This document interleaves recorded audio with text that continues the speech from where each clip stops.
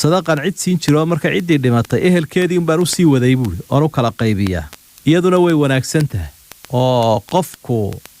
inuu wax bilaabo joogteeyo wax aad u wanaagsan weeye rasuulku wuxuu yiri sallallahu alayhi wasallam amal waxa u wanaagsan haba yaraadee amalka uu qofku joogteeyo sadaqadaadu haba yaraatee haday joogtatay wax wanaagsan weeye